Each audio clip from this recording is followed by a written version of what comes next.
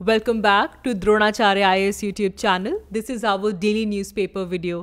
So आज है 2nd of February. तो चलिए देख लेते हैं कि आज के हमारे द हिंदू न्यूज़पेपर में वैसे कौन कौन से न्यूज़ आर्टिकल्स हैं जो यूपीएससी प्रिपरेशन पर्सपेक्टिव से हमारे लिए इम्पॉर्टेंट हैं और जिन आर्टिकल्स को आज की इस वीडियो में हम डिस्कस करेंगे।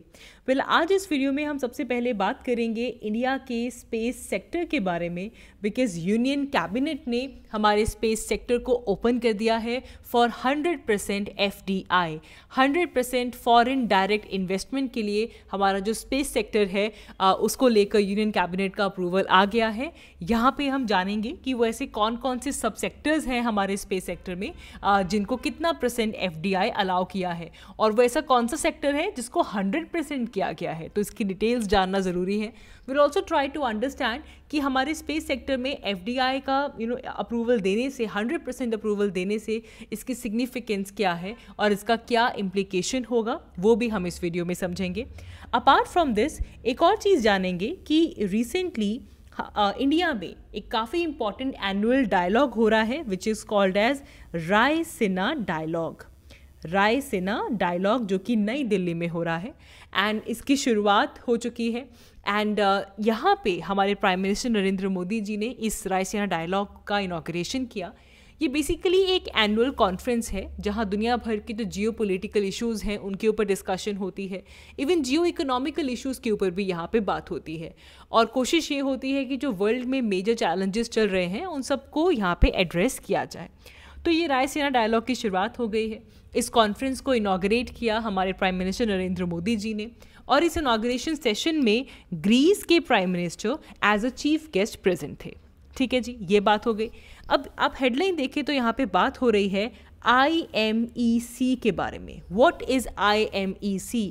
India Middle East Europe corridor. तो इस इनॉग्रेशन के दिन ये बात आ रही है that let's proceed with IMEC despite Gaza war, Greek PM tells India. ठीक है, तो हम सब जानते हैं IMEC का फुल फॉर्म है India Middle East Europe corridor.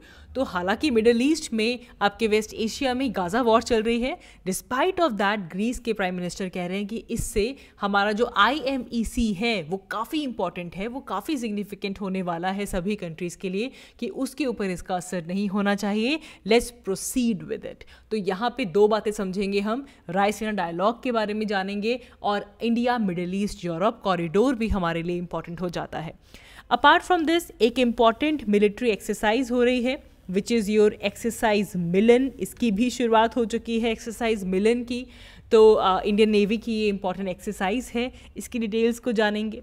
Then हमारा जो क्रायोजेनिक इंजन है CE-20, इसको लेकर इसको ह्यूमन रेटेड जो है रेटिंग मिल चुकी है एंड ये गगनयान मिशंस में इसको यूज़ किया जाएगा। तो इसके लिए CE-20 क्रायोजेनिक इंजन को टेस्ट किया जा रहा था और फाइनली इसे ह्यूमन रेटिंग मिल चुकी है।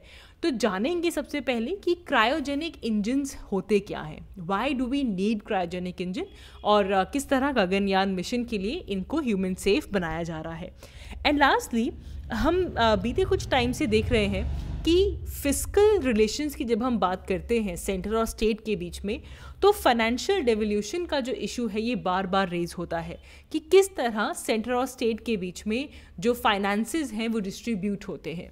तो यहाँ पे इस वीडियो में हम ये समझने की कोशिश करेंगे कि वर्टिकल और हॉरिजॉन्टल डिस्ट्रीब्यूशन कैसे होता है when it comes to the financial devolution. ठीक है जी, तो ये आज की वीडियो में हम कुछ आर्टिकल्स डिस्कस करने वाले हैं। शुरुआत करेंगे सबसे पहले रायसीना डायलॉग के बारे में। ठीक है जी, so first and foremost Raisina dialogue, as I said, ये पहली बार नहीं है कि इंडिया में रायसीना डायलॉग हो रहा है। याद रखेंगे कि ये रायसीना डायलॉग का 9th एडिशन है और इसका इनॉग्रेशन हमारे प्राइम मिनिस्टर ने किया और इस इनॉग्रेशन के दौरान ग्रीस के prime minister as a chief guest यहाँ पे प्रेजेंट थे। तो ये जो रायसीना डायलॉग है ना, यहाँ पे जियो पोलिटिकल इशूज़ भी डिस्कस किए जाते हैं और साथ ही में जियो इकोनॉमिकल इश्यूज़ भी डिस्कस किए जाते हैं। तो जो भी वर्ल्ड वाइड चैलेंजेस चल रहे हैं, the issues which are being faced by the world, उन सबको यहाँ पे डिस्कस किया जाता है। और ये कॉन्फ्रेंस न्यू दिल्ली में होती है और यहाँ पे अलग अलग बैकग्राउंड से पॉलिटिकल बैकग्राउंड से, business background, media, civil society, इन सब बैकग्राउंड से लोग यहाँ पे आके इसे अटेंड करते हैं। ये एक तरह का हम कह सकते हैं कि मल्टी स्टेक होल्डर डायलॉग होता है, जिसमें अलग अलग सेक्टर से डिस्कशंस होती हैं, हेड ऑफ द स्टेट्स यहाँ पे होते हैं, and it's a very very very important because इसे यहाँ पे अलग अलग तरह की चीज़ें निकल के आती हैं, कोरिलेशंस बनते हैं। इस साल का थीम ज़रूर याद रखिएगा, 2024 का थीम रायसीना डायलॉग के लिए हमारे पास है चतुरंगा। ठीक है, यहाँ पे 4 C's हैं। कौन कौन से? Conflict, contest, cooperate and create. This is the theme for 2024, Chaturanga, conflict, contest, cooperate and create. ठीक है जी। एंड यहाँ पे बेसिकली 3 दिन की कॉन्फ्रेंस है और इसमें अलग अलग थीम्स के ऊपर बात होती है, जैसे कि यहाँ पे टेक के ऊपर बात होगी, आजकल हम आर्टिफिशियल इंटेलिजेंस और टेक्नोलॉजी बेस्ड इश्यूज काफ़ी रेज हो रहे हैं। Then peace with the planet, जिसमें इन्वेस्टमेंट और इनोवेशन की बात होगी, वॉर एंड पीस के ऊपर बात होती है, डीकोलोनाइजेशन के ऊपर बात होगी। तो ऐसे अलग अलग तरह के थीम्स यहाँ पे हैं जिनके ऊपर यहाँ पे डिस्कशन होती है। तो ये जो 2024 का एडिशन है, more than 2500 participants are going to attend it, जो कि अलग अलग कंट्रीज से होने वाले हैं। So it's a very important thing to know. अब यहाँ पे पहले दिन जो चीज़ निकल के आई है वो है IMEC। तो ग्रीस के प्राइम मिनिस्टर ने कहा कि जो भी कुछ हो रहा है मिडिल ईस्ट से, उससे जो इकोनॉमिक कॉरिडोर का जो हमारा सपना है वो वीकन नहीं होना चाहिए। We should move on with the India Middle East economic corridor. तो अब यह जानते हैं कि क्या है India Middle East economic corridor. ठीक है जी। अब देखो, एज द नेम सजेस्ट, यहाँ पे हम India, Middle east and Europe, इनके बीच में जो इकोनॉमिक कॉरिडोर बनेगा, अब देखो इस एंड पे है इंडिया और इस एंड पे है ग्रीस, इसीलिए ग्रीस बोल रहा है कि भाई ये जो कॉरिडोर है इसको रियलाइज़ करना ज़रूरी है। ठीक है। अब इसमें क्या है, कहीं पे रेल रोड बनाई जाएगी, शिप टू रेल तक पहुंचाया जाएगा, रोड्स बनाई जाएंगी, ताकि हम यूरोप को, मिडिल ईस्ट को और इंडिया के बीच में एक इकोनॉमिक कॉरिडोर बना सकें। It is part of the partnership for global infrastructure and investment. ये जब G20 समिट हुआ था इंडिया में, why it is important for अस, हमारे पेपर के लिए तो खास तौर पे इम्पॉर्टेंट है क्योंकि G20 समिट जो न्यू दिल्ली में हुआ था, वहाँ पे इस India Middle East Europe economic corridor को साइन किया गया था। तो इंडिया के लिए भी इसकी जियोपॉलिटिकल और इकोनॉमिक इम्प्लीकेशंस बहुत ज़्यादा हैं, and it is part of the partnership for global infrastructure and investment. ठीक है जी। तो यहाँ पे जितने भी लो एंड मिडिल इनकम कंट्रीज़ हैं, उन सब के लिए एक इंफ्रास्ट्रक्चर को इस तरह डेवलप किया जाए कि इससे ट्रांसपेरेंट पार्टनरशिप बिल्डअप हो। That is the goal of the partnership for global infrastructure and investment, और उसी का हिस्सा है India Middle East Europe economic corridor. पहली बात, इस कॉरिडोर को हम 2 पार्ट्स में डिवाइड कर सकते हैं। द फर्स्ट पार्ट इज़ कि इंडिया से पर्शियन गल्फ तक पहुंचना। ठीक है, इंडिया से पर्शियन गल्फ तक पहुंचना, और उसका दूसरा कॉरिडोर है पर्शियन गल्फ से यूरोप तक पहुंचना। तो ये इसे 2 कॉरिडोर्स में डिवाइड कर सकते हैं। इसे कहा जाता है ईस्टर्न कॉरिडोर, जहाँ पे इंडिया से पर्शियन गल्फ तक जाने की बात होती है, और next is your northern corridor, जहाँ पे गल्फ से यूरोप को कनेक्ट करने की का गोल रखा जाता है। ठीक है जी। तो दिस इज़ योर IMEC। अब इम्पॉर्टेंट है कि कौन कौन सिग्नेटरीज हैं, ये सीधा आपका क्वेश्चन बन सकता है, प्रीलिम्स पर्सपेक्टिव से बहुत इंपॉर्टेंट है। याद रखेंगे इसके सिग्नेटरीज में है India, US, Saudi Arabia, UAE, European union, Italy, France and Germany. अब ध्यान से देखो, India Middle East economic corridor, तो ऑफ कोर्स इंडिया तो सिग्नेटरी होगा ही। जब मिडिल ईस्ट बोल रहे हैं तो सऊदी अरेबिया है, UAE है। अच्छा, क्यों? ये देखो, यहाँ से पास कर रहा है, ये है आपका सऊदी अरेबिया और ये है UAE। तो मिडिल ईस्ट से 2 कंट्रीज आ गए, सऊदी अरेबिया एंड UAE। ठीक है। उसके बाद नेक्स्ट कम्स यूएस। यूएस को प्रिडिक्ट करना हम भूल सकते हैं, याद रखेंगे यूएस भी इसका सिग्नेटरी है, यूरोपियन यूनियन तो होगा ही, इटली, फ्रांस एंड जर्मनी भी इसके सिग्नेटरीज हैं, ठीक है।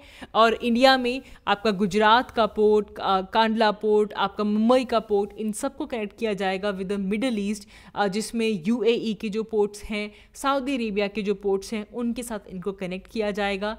एंड इवन इज़राइल का जो हाफिया पोर्ट है वहाँ से होते हुए इसे ग्रीस पहुँचाया जाएगा, ठीक है। तो ये जो रूट है this is called as India Middle East Europe corridor. यहाँ पे आपके जो पोर्ट्स हैं ना ये बहुत इंपॉर्टेंट हैं। Match the following kind of question आ सकता है। आज सिर्फ इंपॉर्टेंट पोर्ट्स याद रखेंगे। याद रखेंगे कि यूएई में एक हमारे पास पोर्ट है जिसका नाम है Jebel Ali, and the other one is Al गुफियाफ। ये यूएई के पोर्ट हो गए। सऊदी अरेबिया में रियाद एक इम्पॉर्टेंट जगह है। उसके अलावा आपका हराद एक इम्पॉर्टेंट सिटी हो गया जिसको जोड़ा जाएगा यहाँ पे रेलवे लाइन के थ्रू, क्योंकि देख रहे हैं यहाँ पे आपका पोर्ट नहीं है, जो जेबल अली पोर्ट है। उसके बाद सऊदी अरेबिया में यहाँ से लेकर एक रेलवे लाइन पहुँचाई जाएगी। अल्टीमेटली जो इज़राइल के पोर्ट पे पहुँचेगी विच इज़ हाइफा, और यहाँ से इसे ग्रीस पे पहुँचाया जाएगा विच इज़ पिरायस, ठीक है जी। ये कुछ इंपॉर्टेंट पर्सपेक्टिव सी रूट और रेल रूट के थ्रू कनेक्ट किया जाएगा। सिंपल सी बात है, ट्रांसपोर्टेशन का नेटवर्क बनाया जा रहा है ताकि ट्रांसपोर्टेशन की एफिशिएंसी एनहांस हो सके एंड ग्रीन हाउस गैसेस की एमिशन इससे कम होगी। एशिया, यूरोप और मिडिल ईस्ट के बीच में जो कनेक्टिविटी है वो इससे एनहांस होगी, और एक बार ये कंप्लीट हो जाए तो ये एक रिलायबल और एक cost effective cross border transit का, ट्रांसपोर्ट का एक रूट बन पाएगा, ठीक है। तो इसीलिए इसकी बात हो रही है रायसीना डायलॉग में, जहाँ पे ग्रीस के प्राइम मिनिस्टर ने कहा कि इसको आगे बढ़ाना चाहिए। नेक्स्ट बात करेंगे इंडिया के स्पेस सेक्टर के बारे में। तो एक सिग्निफिकेंट स्टेप लिया है हमारी यूनियन कैबिनेट ने, इंडिया ने, जहाँ पे स्पेस सेक्टर को 100% FDI के लिए, फॉरेन डायरेक्ट इन्वेस्टमेंट के लिए ओपन अप कर दिया गया है, ठीक है जी। ना इसका मेन एम क्या है? FDI के लिए ओपन करना मतलब इन्वेस्टर्स अब अट्रैक्ट होंगे, जो ईज़ ऑफ डूइंग बिजनेस है इस पर्टिकुलर सेक्टर में वो एनहांस होगा, और इस सेक्टर की जो ग्रोथ है वो यहाँ पे बढ़ेगी।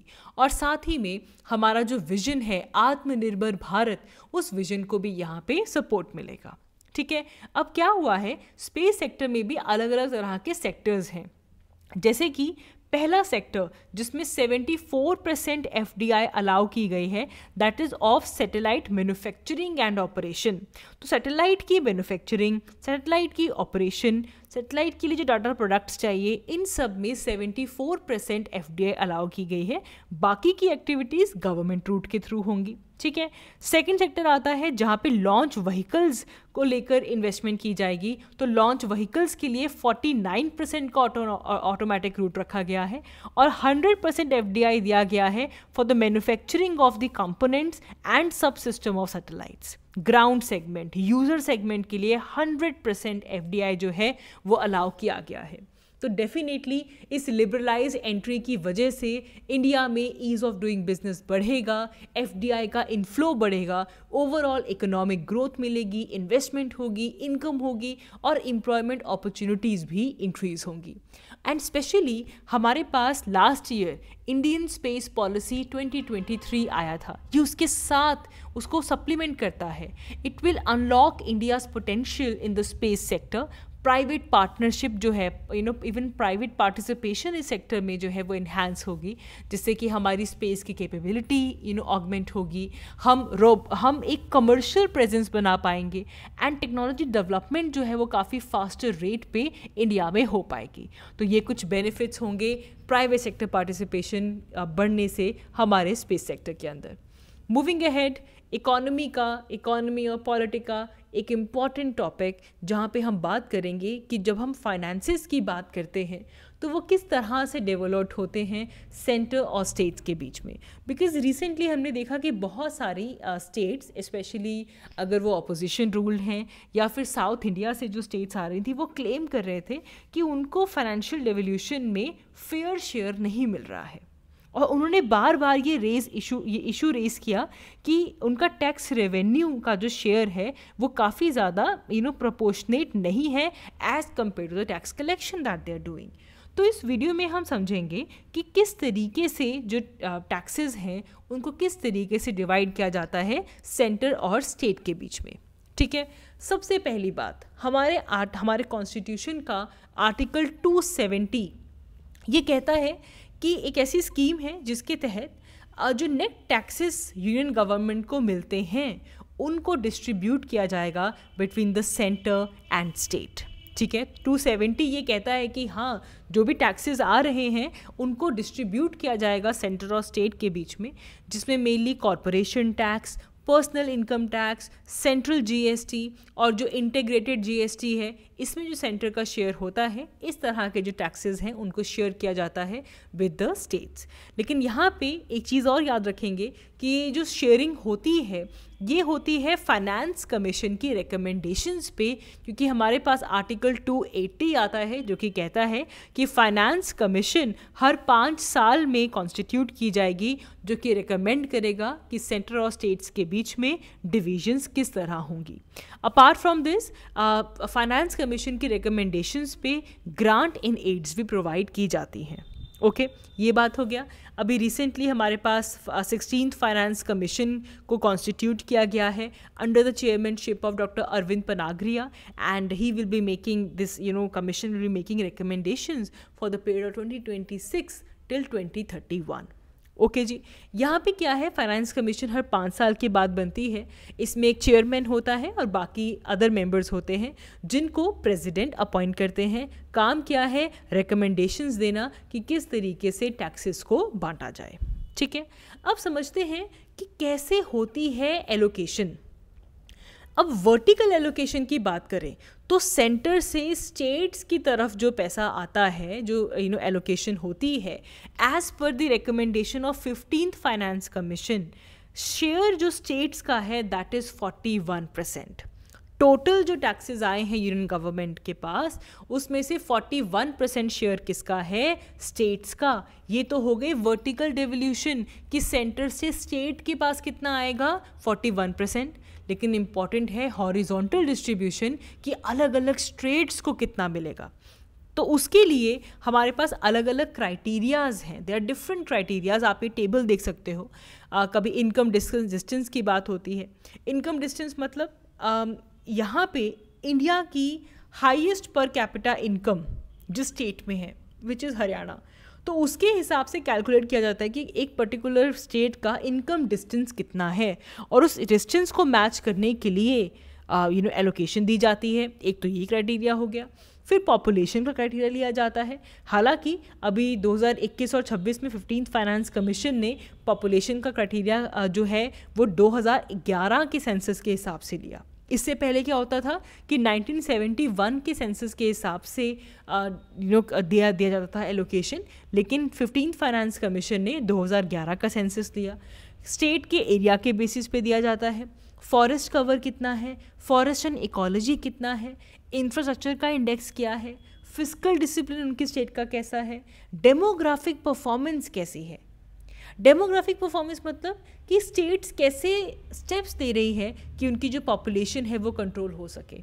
कौन कौन सी ऐसी स्टेट्स हैं जहाँ पे फर्टिलिटी रेशियो जो है वो डिक्रीज़ हो रही है। इस तरह के स्टेप को भी एक्नॉलेज करने के लिए इसे भी एक क्राइटेरिया बनाया जाता है जिसके थ्रू जो टैक्सेस हैं वो दिए जाते हैं। एंड ऑल्सो टैक्स एफर्ट कि एक स्टेट अगर ज़्यादा टैक्स कलेक्ट कर रही है तो इसी के बेसिस पे उनको शेयर भी उतना मिलना चाहिए।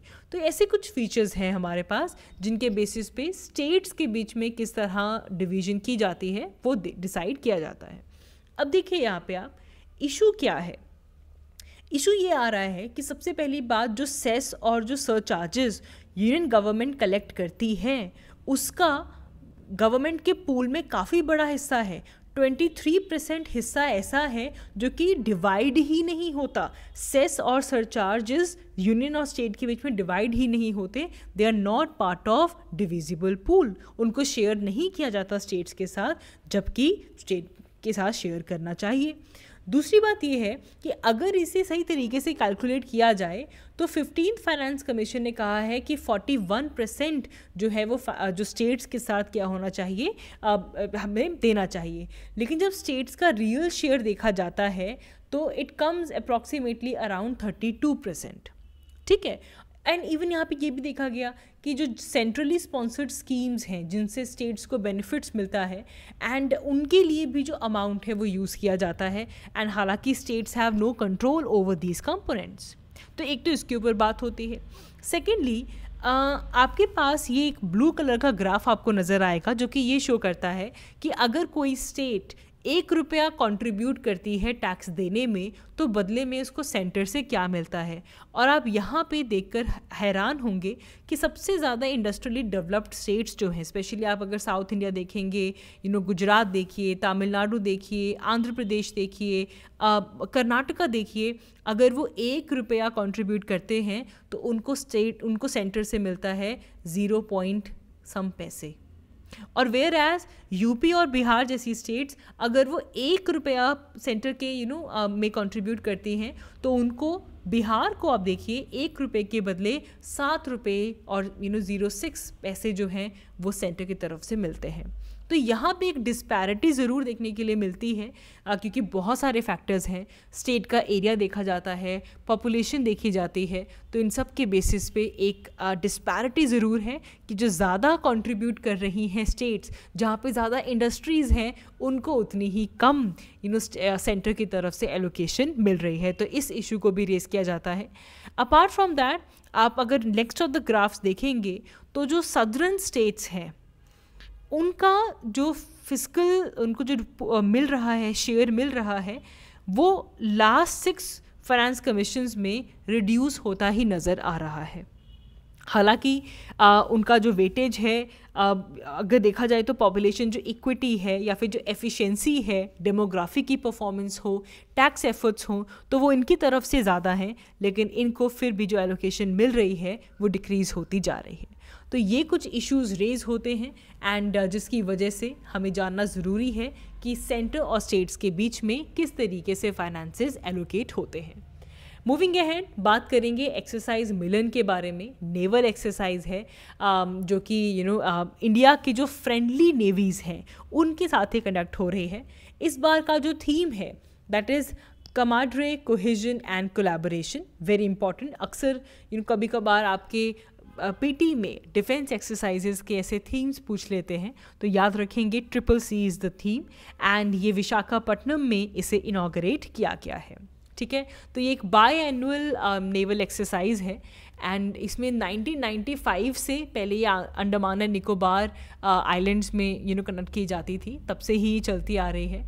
एंड इस बार एक्सपेक्ट किया जा रहा है कि नियरली 50 कंट्रीज़ की जो नेवीज़ हैं वो इस एक्सरसाइज में पार्टिसिपेट करने वाली हैं। So it's very important for India exercise Milan. Lastly, ISRO का जो CE-20 इंजन है, क्रायोजेनिक इंजन CE-20, इसको ह्यूमन रेटिंग दे दी गई है फॉर द गगनयान मिशन। तो बिकॉज़ हम जानते हैं कि यहाँ पे गगनयान मिशन में जो ह्यूमन बींग्स हैं वो जाने वाले हैं, तो ह्यूमन रेटिंग बेसिकली मतलब कि ये जो सिस्टम है it can safely transport human beings, तो इसको पूरे तरीके से टेस्ट आउट कर लिया गया है। वैसे भी जब हम क्रायोजेनिक इंजन की बात करते हैं, क्रायोजेनिक टेक्नोलॉजी इटसेल्फ एक ऐसी फील्ड है जहाँ पे ऐसे मटेरियल यूज़ किए जाते हैं जैसे कि लिक्विफाइड गैसेस, जिसको आप बहुत कम टेम्परेचर पे, अल्ट्रा लो टेम्परेचर मतलब -60 डिग्री के टेम्परेचर में भी आप जिन इंजन में इनको स्टोर कर सकते हैं, ट्रांसपोर्ट कर सकते हैं, यूज़ कर सकते हैं। तो इस टेक्नोलॉजी को कहा जाता है दी क्रायोजेनिक टेक्नोलॉजी एंड इसी टेक्नोलॉजी का जो ये इंजन है इसे ह्यूमन रेटिंग दे दी गई है। So that is important for us and आज की इस वीडियो के लिए इतना ही। Thank you so much for watching. I will see you all in my next one. Thank you.